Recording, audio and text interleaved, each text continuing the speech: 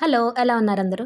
ఇవాళ దొండకాయ, కొబ్బరికాయ ఫ్రై ఎలా చేయాలో చెప్తానండి. దొండకాయలని ఇలాగా పొడుగ్గా ముక్కల కింద కోసుకొని, తర్వాత కడాయి పెట్టి ఆయిల్ వేసి దొండకాయలని 2, 3 బ్యాచెస్ కింద ఏపుకోండి. ఒకేసారి వద్దు. ఎందుకంటే ఒకేసారి వేపితే ఆయిల్ ఎక్కువ పడుతుంది కాబట్టి కొంచెం ఆయిల్ తోటే మొత్తం కర్రీ అంతా చేసేసుకోవచ్చు.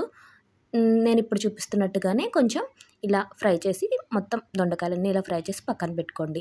నెక్స్ట్ దీనికి పోపు. ఆవాలు, జీలకర్ర, ఎండుమిరపకాయలు, వెల్లుల్లిపాయలు, కరివేపాకు. కడాయి పెట్టి కొంచెం ఆయిల్ వేసి ఇందాక దొండకాయలు వేపిన ఆయిలే ఉంది కదండీ! అదే కొంచెం వేసి ఈ పోపు వేపండి. పోపు వేపిన తర్వాత మనం ఫ్రై చేసి పెట్టుకున్న దొండకాయ ముక్కలు ఉన్నాయి కదా! అవి కూడా వేసేసేయండి. వేసేసి పోపు ఈ దొండకాయ ముక్కలు బాగా కలవాలి. కలిసిన తర్వాత కూరకు సరిపడా కొంచెం ఉప్పు, కొంచెం పసుపు యాడ్ చేసుకొని ఇప్పుడు స్టవ్ ఆఫ్ చేసేసి మనం కొబ్బరి వేసుకోవాలి. అంతే. చాలా బావుంటుందండి ఈ ఫ్రై.